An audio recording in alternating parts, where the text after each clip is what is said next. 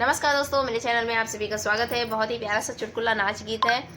ननद भौजाई का नोकझोंक गीत है। और भौजाई देखिए ननद को कैसे कह रही हैं, अपने पिया से बात कर रही हैं कि देखिए आपकी छोटी बहन कैसी है, कैसे घूमती है, कैसे बागों में जाती है, क्या करती है।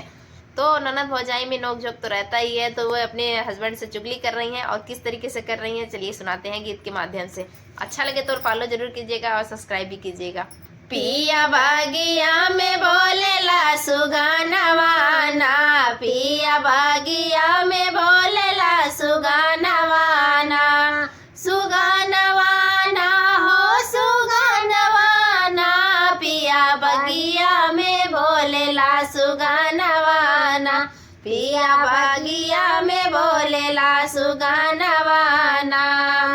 वाही बागिया में गईली छोटकी ननदिया, वाही बागिया में गईली छोटकी ननदिया, छोटकी ननदिया हो छोटकी ननदिया।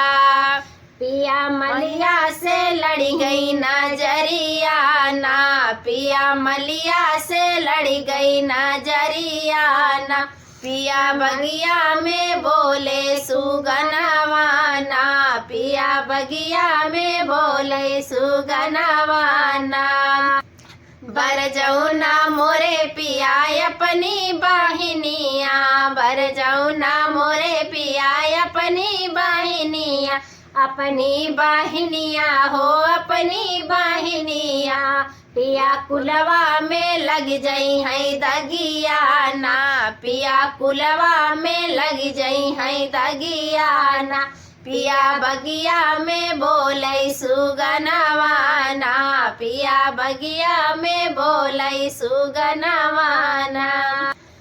मलिया के देखी तो हर बहिनी लोभानी, मलिया के देखी तो हर बहिनी लोभानी, बहिनी लोभानी हो बहिनी लोभानी। पिया दई देता उनकर गावनवाना, पिया दई देता उनकर गावनवाना, पिया बगिया में बोले सुगनवाना, पिया बगिया में बोले सुगनवाना। तो कैसा लगा कमेंट में बताइएगा। धन्यवाद।